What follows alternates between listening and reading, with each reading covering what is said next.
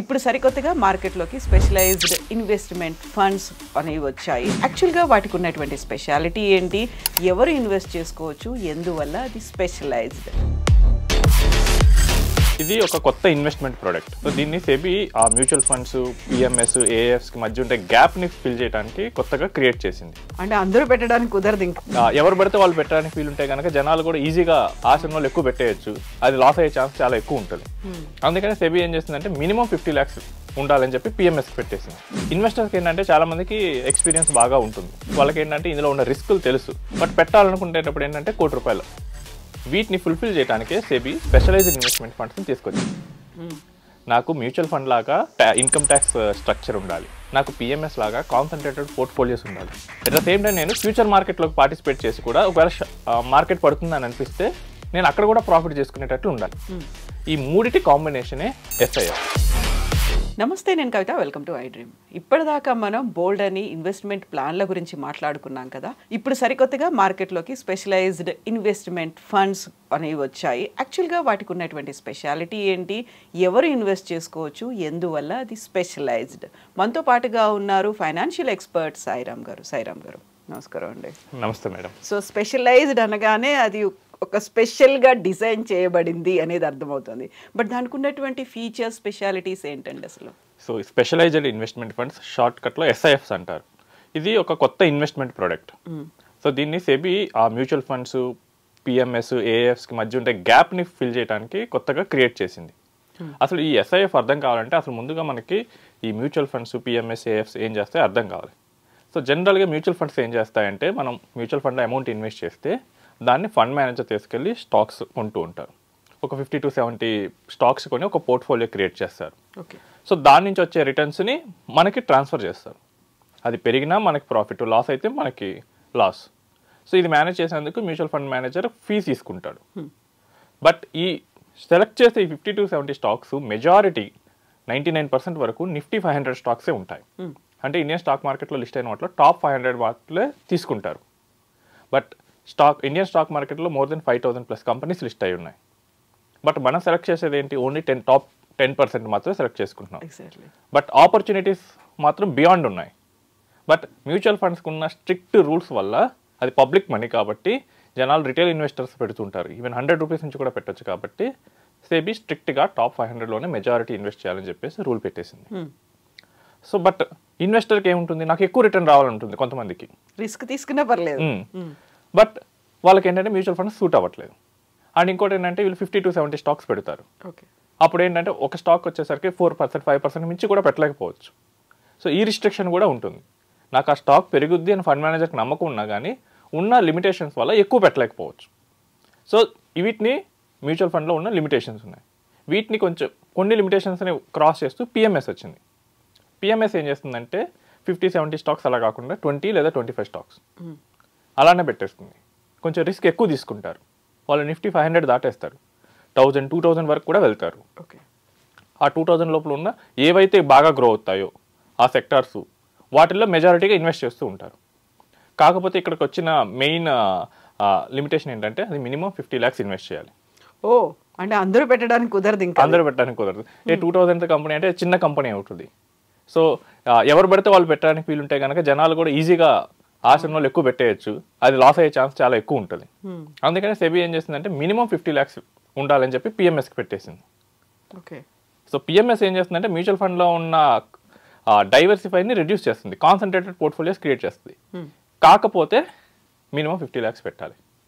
Next మనకి మార్కెట్లో derivatives అనే ఒక కాన్సెప్ట్ ఉంటుంది. సో ఇది ఏం చేస్తుందంటే, సపోజ్ నా దగ్గర ఒక 1000 రిలయన్స్ షేర్స్ ఉన్నాయి, నేను లాంగ్ టర్మ్ ఇన్వెస్టర్ని. అది నాకు రిలయన్స్ లాంగ్ టర్మ్లో నాకు 10 times 20 times అవుతుందని నాకు అనిపించి నేను కొనుక్కున్నాను. బట్ షార్ట్ టర్మ్లో గవర్నమెంట్ పాలసీ వల్ల, సంథింగ్ మార్కెట్ వల్ల నాకు రిలయన్స్ షేర్స్ పడతాయని అనిపించింది. పడతాయనిపించినప్పుడు నేను దాన్ని ఫ్యూచర్ మార్కెట్లోకి వెళ్ళి, అంటే మనకి మార్కెట్స్ 2 ఉంటాయి, క్యాష్ మార్కెట్, ఫ్యూచర్ మార్కెట్ అని. క్యాష్ మార్కెట్లన్నీ ఈ రోజు ఉన్న వాల్యుయేషన్స్ ప్రకారం డీల్ చేసుకుంటాం. ఫ్యూచర్ మార్కెట్లో ఏం చేస్తామంటే ఆఫ్టర్ 3 months డీల్ ఉంటుంది. సో నేనేం చేస్తాను అంటే ఫ్యూచర్ మార్కెట్లోకి వెళ్ళి after 3 months or 1 month depending on contract బట్టి, సో 3 months తర్వాత నేను రిలయన్స్ షేర్లని ₹1000 అమ్మేస్తాను. నాకు 3 months తర్వాత ఒకవేళ మార్కెట్ పడి రిలయన్స్ షేర్ ఈచ్ షేర్ 900 ఉంటే ఆల్రెడీ అగ్రిమెంట్లో ఉన్నాం కాబట్టి ఖచ్చితంగా నేను 1000కి అమ్మేస్తాను, వాళ్ళు 1000కి కొంటారు. ఆ కరెక్షన్స్ ఆటోమేటిక్గా అయిపోతాయి. యా. సో అప్పుడేంటి, క్యాష్ మార్కెట్లోనేమో 900 ఉంది, బట్ ఆల్రెడీ అగ్రిమెంట్ చేసుకోవటం వల్ల 1000కి కొనాల్సి వచ్చేసింది. అప్పుడు నాకేంటి 100 రూపీస్ ప్రాఫిట్ వస్తుంది. సో వీటిని డెరివేటివ్స్ అంటాం. సో మ్యూచువల్ ఫండ్స్ కానీ ఈ పిఎంఎస్ కానీ వాళ్ళ దగ్గర ఉన్న షేర్స్ మాత్రమే హెడ్జ్ చేయగలరు. అంటే వాళ్ళ దగ్గర ఏదైనా షేర్ ఉంటేనే దాన్ని ఫ్యూచర్ మార్కెట్లో తక్కువకి కొనటం కానీ లేదా ఎక్కువకి సెల్ చేయటం కానీ చేయగలరు. షేర్స్ లేకుండా వాళ్ళు ఏం చేయలేరు. కొంతమంది ఏం చేస్తారంటే వాళ్ళ దగ్గర షేర్స్ లేకపోయినా కానీ ఫ్యూచర్ మార్కెట్లోకి వెళ్ళి సెల్ చేస్తారు. అంతా బాగుంటే ఓకే, బట్ ఆ రోజు 1000 కాకుండా 1200 అయితే షేర్ ప్రైస్, వీళ్ళు తక్కువ అమ్మాల్సి వచ్చింది. ఆ 200 లాస్ వీళ్ళు బేర్ చేయాల్సి వస్తుంది. కొంతమంది ఏంటంటే హెవీ రిస్క్ టేకింగ్ కేపబిలిటీ ఉంటుంది, వాళ్ళకి ఏంటంటే ఈ ఫ్యూచర్ మార్కెట్లో ఉన్న ఆపర్చునిటీ కూడా తీసుకోవాలని ఉంటుంది. వాటికి ఏంటంటే ఏఎఫ్స్ ఉంటాయి, ఆల్టర్నేటివ్ ఇన్వెస్ట్మెంట్ ఫండ్స్. ఇవేం చేస్తాయంటే ఫ్యూచర్ మార్కెట్లోకి కూడా వెళ్తాయి. బట్ ఇక్కడ ఏంటంటే మినిమం ₹1,00,00,000 పెట్టాలి. ఇందాక పిఎంఎస్లోనేమో 50 లక్షలు, ఇక్కడేమో ₹1,00,00,000. సో బట్ ఇన్వెస్టర్స్కి ఏంటంటే చాలామందికి ఎక్స్పీరియన్స్ బాగా ఉంటుంది, వాళ్ళకి ఏంటంటే ఇందులో ఉన్న రిస్కులు తెలుసు. బట్ పెట్టాలనుకునేటప్పుడు ఏంటంటే ₹1,00,00,000 పెద్ద అమౌంట్స్ అవుతాయి. వీటిని ఫుల్ఫిల్ చేయడానికే సెబీ స్పెషలైజ్డ్ ఇన్వెస్ట్మెంట్ ఫండ్స్ని తీసుకొచ్చింది. నాకు మ్యూచువల్ ఫండ్ లాగా ఇన్కమ్ ట్యాక్స్ స్ట్రక్చర్ ఉండాలి, నాకు పిఎంఎస్ లాగా కాన్సన్ట్రేటెడ్ పోర్ట్ఫోలియోస్ ఉండాలి. అట్ ద సేమ్ టైం నేను ఫ్యూచర్ మార్కెట్లోకి పార్టిసిపేట్ చేసి కూడా ఒకవేళ మార్కెట్ పడుతుందని అనిపిస్తే నేను అక్కడ కూడా ప్రాఫిట్ చేసుకునేటట్లు ఉండాలి. ఈ మూడిటి కాంబినేషనే ఎస్ఐఎఫ్. ఫ్లెక్సిబిలిటీ అనేది ఉంది. యా, ఫ్లెక్సిబిలిటీ ఉంది, బట్ రిక్వైర్మెంట్ అంటే 10 lakhs ఇక్కడ. Okay. Unlike PMS or AS నేను 50 లక్షలు లేదా ₹1,00,00,000 అయితే పెట్టాల్సిన అవసరం లేదు. సో మినిమం 10 lakhsతో మనం ఇన్వెస్ట్ చేయొచ్చు. సో ఇప్పుడు మనకి ఎవరిని పడితే వాళ్ళు ఈ ఎస్ఐఎఫ్స్ లాంచ్ చేయడానికి కూడా మళ్ళీ సెబీ పర్మిషన్ ఇవ్వలేదు. మనకి ఏఎఫ్స్ అంటే నేను ఫండ్ మేనేజర్, నాకు కొంచెం ఎక్స్పీరియన్స్ ఉందంటే నేను లాంచ్ చేసుకోవచ్చు. పిఎంఎస్ కూడా అంతే, నాకు ఒక 10 years ఎక్స్పీరియన్స్ ఉంది అంటే నేను లాంచ్ చేసుకోవచ్చు పిఎంఎస్. బట్ ఎస్ఐఎఫ్స్కి ఏం చేసిందంటే సెబీ ఓన్లీ మ్యూచువల్ ఫండ్ కంపెనీస్కి మాత్రమే పర్మిషన్ ఇచ్చింది. ఆ మ్యూచువల్ ఫండ్ కంపెనీస్ కూడా మినిమం 3 years ఉండాలి, లేదా 10,000 crores మేనేజ్ చేస్తూ ఉండాలి, వాళ్ళకి ఎక్స్పీరియన్స్ అనేది ఉండాలి. ఎక్స్పీరియన్స్ పెద్ద స్కేల్లో మేనేజ్ చేస్తూ ఉండాలి, అలాంటి కండిషన్ పెట్టింది. సో ఇప్పుడు ఏంటంటే ఈ ఎస్ఐఎఫ్స్ని కేవలం మ్యూచువల్ ఫండ్ కంపెనీస్ మాత్రమే ప్రొవైడ్ చేస్తాయి. అది కూడా ఏంటంటే మ్యూచువల్ ఫండ్ కంపెనీ చేసేటప్పుడు ఒక అడ్వాంటేజ్ వస్తుంది ఇన్వెస్టర్కి. మ్యూచువల్ ఫండ్ కంపెనీ ఏంటంటే ట్రస్ట్, వాళ్ళు ఇన్వెస్టర్స్ కోసం పనిచేస్తారు. వాళ్ళు స్టాక్స్ కొని అమ్మినా ఇవన్నీ ఏం చేసినా కానీ ఇన్కమ్ ట్యాక్స్ అనేది పడదు. అదే మనం చేస్తే వాటికి షార్ట్ టర్మా లాంగ్ టర్మా ఇన్కమ్ ట్యాక్స్ అంతా పడుద్ది. సో మ్యూచువల్ ఫండ్ కంపెనీస్ చేయడం వల్ల ఈ ఎస్ఐఎఫ్స్కి mutual fund income tax benefit అనేది వస్తుంది. అండ్ ఈ ఎస్ఐఎఫ్స్లోకి వచ్చేసరికి డిఫరెంట్ స్ట్రాటజీస్ ఉంటాయి. సో ఈక్విటీలో మెయిన్గా 3 ఉంటాయి. ఈక్విటీ లాంగ్ షార్ట్ ఫండ్ అంటారు. సో చాలామంది ఈ రోజుల్లో నాకు ఏంటంటే కాల్ చేస్తున్నారు, డైలీ కాల్ చేస్తే ఎస్ఐఎఫ్లో పెడదామంటున్నారు. సరే ఏ కేటగిరీ అనుకుంటున్నారంటే అసలు ఏం తెలియదు. అసలు మెయిన్గా ఈ డెరివేటివ్ మార్కెట్ ఉండటం వల్ల ప్రతి ఫండ్లో లాంగ్ షార్ట్ అనేది ఉంటుంది. లాంగ్ షార్ట్ అంటే లాంగ్ అంటే ఏంటంటే బై చేస్తాం, ఇక్కడ ఏంటంటే నేను తక్కువలో కొని ఎక్కువ కమ్ముతిస్తాను, నార్మల్గా మనకి ఎవరైనా చేసేది. అదే షార్ట్ అంటే ఏంటంటే నా దగ్గర లేకపోయినా కానీ నేను ఎక్కువలో అమ్మేస్తాను, తర్వాత నాకు మార్కెట్ కనుక ఫేవరబుల్గా అయిందనుకోండి నేను తక్కువలో కూడా సెటిల్ చేసుకుంటాను. మీకు సింపుల్గా చెప్పాలంటే లాంగ్ షార్ట్ ఫండ్ ఏం చేస్తుందంటే, ఫర్ ఎగ్జాంపుల్ హెచ్డిఎఫ్సి పెరుగుద్ది అనిపించింది అనుకోండి, హెచ్డిఎఫ్సిని కొనిస్తుంది 100 రూపీస్ దగ్గర, హెచ్డిఎఫ్సి 150 వచ్చింది అనుకోండి, ఇక్కడ మనకి 50 రూపీస్ ప్రాఫిట్. షార్ట్ స్ట్రాటజీ ఏం చేస్తుందంటే నా దగ్గర అసలు ఏం లేవు కానీ నాకు జొమాటో షేర్స్ పడిపోతాయి అనిపించింది, అప్పుడు నేను ఎవరో ఒకరి దగ్గర జొమాటో షేర్లు అప్పు తీసుకుంటాను, అప్పు తీసుకుని దీన్ని నేను మార్కెట్లో అమ్మేస్తాను. నా డెసిషన్ కరెక్ట్ అయ్యి మార్కెట్లో ఆ షేర్లు కనుక పడిపోయినాయి అనుకోండి, నేను ఆల్రెడీ ఎక్కువ ప్రైస్కి అమ్మేస్తాను కాబట్టి ఆ డిఫరెన్స్ నాకు ప్రాఫిట్ వస్తుంది. ఇదేంటంటే మొత్తం ఫండ్ మేనేజర్ స్కిల్ మీద డిపెండ్ అయ్యింది. ఇక్కడ నేను తీసుకున్న కాల్ కనుక రాంగ్ అయితే కనుక ఏదో లాంగ్ మార్కెట్లో అయినా పోతుంది, లేదా షార్ట్ మార్కెట్లో అయినా ఇంకా ఎక్కువ పోవచ్చు. సో ఇది లాంగ్ షార్ట్ ఫండ్ అంటారు. ఇంకోటి ఏంటంటే ఈక్విటీలోనే excluding top 100 long short fund ఉంటుంది. అంటే మనకి మార్కెట్లో టాప్ 100 ఫండ్స్ కాకుండా మిగతా అన్నింటిలో ఇన్వెస్ట్ చేయొచ్చు. నెక్స్ట్ ఏంటంటే సెక్టార్ రొటేషన్ ఫండ్, ఇది కూడా మ్యాక్సిమం 4 సెక్టార్స్ సెలెక్ట్ చేసుకుంటుంది. ఇది ఆటోమొబైల్, బ్యాంకింగ్, ఫైనాన్స్, ఇలాంటి సెక్టార్స్ సెలెక్ట్ చేసుకుని వీటిల్లోనే ఇన్వెస్ట్ చేస్తాయి. ఇవి మెయిన్గా ఈక్విటీలో ఉంటాయి. నెక్స్ట్ డెట్లో ఉంటాయి. డెట్లో కూడా లాంగ్ షార్ట్ ఫండ్ ఉంటుంది. చాలామందికి తెలియదు ఏంటంటే డెట్లో షార్టింగ్ ఎలా చేస్తారంటారు. డెట్లో కూడా మనకి ఫ్యూచర్ మార్కెట్ అనేది ఉంది. అక్కడ కూడా మనకి నా దగ్గర ఏమన్నా బాండ్ ఉందనుకోండి 10% వచ్చేది, రేపు ఆర్బీఐ ఇంట్రెస్ట్ రేట్లు తగ్గిస్తుందంటే నా బాండ్ వాల్యూ పెరగచ్చు. ఆటోమేటిక్గా నేను ఫ్యూచర్ మార్కెట్లో ఎక్కువ అమ్మొచ్చు. సో డెట్లో కూడా లాంగ్ షార్ట్ ఉంటుంది అండ్ దాంట్లో కూడా సెక్టర్ ఉంటుంది. నేను ఏదైనా డెట్లో ఏదైనా కంపెనీస్ ఆటోమొబైల్ కంపెనీస్కే మాత్రం డెట్ ఇస్తాను, లేదా బ్యాంక్స్కి మాత్రమే ఇస్తాను, లేదా కొత్త టెక్నాలజీ ఏ వాటికే ఇస్తాను. ఇలాంటి వాటిని సెలెక్ట్ చేసుకోవచ్చు. నెక్స్ట్ హైబ్రిడ్ ఉంటాయి. ఇవేంటంటే హైబ్రిడ్ లాంగ్ షార్ట్, నెక్స్ట్ లేదా మల్టీ అసెట్స్. ఈ 7 వాటిల్లోనూ మనం ఇన్వెస్ట్ చేసుకోవచ్చు. కానీ మినిమం అయితే ఒక్కొక్క ఫండ్లో 10 lakhs అయితే చేయాలి. ఒక్కొక్క ఫండ్కి అది ఒక 10 lakhs ఉంది అనేది లంసంగా ఉంది అన్ని 7 అలా పెట్టడం 7లో పెట్టలేము, ఏదైనా ఒక దాంట్లోనే పెట్టాలి. ఓకే, ఈ 7లోనే పెట్టాలంటే నా దగ్గర 70 lakhs ఉండాలి మినిమం. ప్రతి దాంట్లోనూ 10 పెట్టుకుంటూ పోవాలి. 7లో పెట్టాలంటే ప్రతి దాంట్లో 10 పెట్టాలి. ఇది కూడా ఏంటంటే మన ఇన్వెస్టర్ యొక్క రిస్క్ ప్రొఫైల్ అనలైజ్ చేసుకొని పెట్టాలి. నా దగ్గర 10 lakhs ఉంది, నేను ఎస్ఐఫ్లో పెడతాను, నాకు ఎక్కువ రిటర్న్ వస్తుందంటే ఇది చాలా రిస్కీ ఫండ్. ఇక్కడ మనం ఫండ్ మేనేజర్ స్కిల్ మీద ఆధారపడి ఉంటుంది. నేను తీసుకున్న డెసిషన్స్ రాంగ్ అయిపోతే నాకు మొత్తం లాస్ అవుతుంది.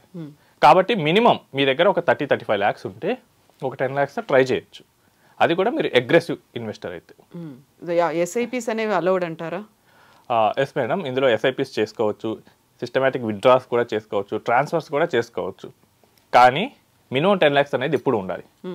ఇప్పుడు నేను ఎస్ఐపి చేస్తానని చెప్పేసి 1000 రూపీస్తో నేను అక్కడ ఎస్ఐపి పెట్టలేను. ఫస్ట్ 10 lakhs పెట్టి ఆ తర్వాత టాప్అప్కి నేను ఎస్ఐపి చేసుకోవచ్చు.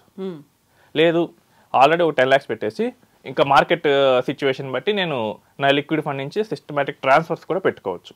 టాప్అప్ అనేది కూడా లిమిట్ లాంటిది ఏమైనా ఉందా? టాప్అప్కి లిమిట్ ఏం లేదు మేడం, మినిమం 10 lakhs అయితే ఎప్పుడు ఆ ఫండ్లో ఉండాలి. ఓకే, సో మినిమం 10 నుండి నేను ఎంతైనా చేసుకోవచ్చు. సో మినిమం 10 కన్నా కింద పడిపోతే మొత్తం విత్డ్రా చేసి మనకి ఇచ్చేస్తాను. ఓకే, ఇంకా మళ్ళీ నో సెకండ్ థాట్ అందులో, మళ్ళీ ఫర్దర్ గా కొంచెం వెయిట్ చేద్దాము మళ్ళీ ఇన్వెస్ట్ చేస్తారు అలాంటిది ఏమి ఉండదు. లేదు, మనం మినిమం 10 lakhs అయితే మెయింటైన్ చేయాలి. అది ఎందుకంటే ఇది కొంచెం రిస్కీ కాబట్టి ఆ లిమిట్ అనేది పెట్టేశారు. ఎస్ అండి. సో స్పెషలైజ్డ్ కాబట్టి స్పెషల్గా కొన్ని ఫీచర్స్ అనేవి ఉంటాయి. సో మనం రిస్క్ ఫ్యాక్టర్స్ ఏమున్నాయని చూడాలి, at the same time experience కూడా ఎంత ఉంది అనేది చూసుకోవాలి. ఇది ఏంటంటే కొత్త ఇన్వెస్టర్స్కి అయితే కాదు, ఎవరైతే మార్కెట్ని చాలా బాగా ఎక్స్పీరియన్స్ చేశారు, అట్లీస్ట్ 5-6 years ఆఫ్ ఎక్స్పీరియన్స్ ఉంది అండ్ సేమ్ టైం నా దగ్గర ఒక 30-35 lakhs అమౌంట్ ఉంది, ఇన్వెస్ట్ చేయాలనుకుంటున్నాను, అప్పుడు మనం ఎస్ఐఎఫ్స్కి వెళ్ళొచ్చు. ఎందుకంటే డెరివేటివ్ మార్కెట్స్ మనం చూస్తే చాలామంది మనీ పోగొట్టుకునేది ఈ డెరివేటివ్ మార్కెట్లోని. నాకు 2 months బ్యాక్ ఒక ఇన్వెస్టర్ పెట్టాడు స్క్రీన్ షాట్, 1 కోటి రూపాయలు పోగొట్టుకున్నాడు ఈ ఆప్షన్స్ మార్కెట్లో. సో ఏంటంటే కొంత స్ట్రాటజీ అనుకుంటారు, వాళ్ళకి వర్కౌట్ అవుతుంది అనుకొని చేసేస్తారు, బట్ అది రివర్స్ కొట్టినప్పుడు వీళ్ళ దగ్గర ఉన్న అమౌంట్లు మొత్తం వెళ్ళిపోతాయి. నేనేమో ఒక స్టాక్ని 500 దగ్గర అమ్మేద్దాం అనుకుంటాను, అది 500 కాకుండా 1000 దగ్గరికి పెరిగిపోతే అవును, సో నాకు లాస్ కదా. సో అన్లిమిటెడ్ లాస్ వచ్చే పాసిబిలిటీ ఉంటుంది ఈ ఫ్యూచర్ మార్కెట్లో. సో చాలా జాగ్రత్తగా ఉండాలి, ఆ రిస్క్ని బేర్ చేసుకునే కేపబిలిటీ ఉన్న వాళ్ళు ఇన్వెస్ట్ చేయొచ్చు. అందులో అసెస్మెంట్ అనేది కూడా చూసుకోవాలి. మన సూటబిలిటీ అసెస్మెంట్ అనేది ఖచ్చితంగా చేసుకోవాలి. సో ఇవన్నీ చేసుకొని మీ అడ్వైజర్ని కలిసి డిస్కస్ చేసి మీకు సూట్ అవుతుంటే ఇన్వెస్ట్ చేయొచ్చు. ఎస్ అండి, సాయిరామ్ గారు, థ్యాంక్ యూ సో మచ్ అండి. Thank you. And for more videos, please subscribe to iDream. Please subscribe to iDream. Please subscribe iDream. And please subscribe to iDream. For more videos, subscribe to iDream. please like, share and subscribe to the channel. Congratulations, iDream. Subscribe to iDream. Subscribe to iDream. So subscribe to iDream Media. iDream ki iDream team andarki huge congratulations. Please subscribe iDream Media. Please subscribe to iDream. Subscribe iDream. Please subscribe to iDream. iDream అంటే నా కళల ఛానల్ను subscribe చేసుకున్న నోరు తిరుగుతలేదు, మీరైతే గంట గుర్తు కొట్టండి. For more such videos, please subscribe to iDream. Subscribe to iDream. Please subscribe to iDream. Please subscribe iDream Media. Please do subscribe to iDream. Please subscribe to iDream Media. For best entertainment and information, please subscribe iDream. And don't forget to subscribe to iDream.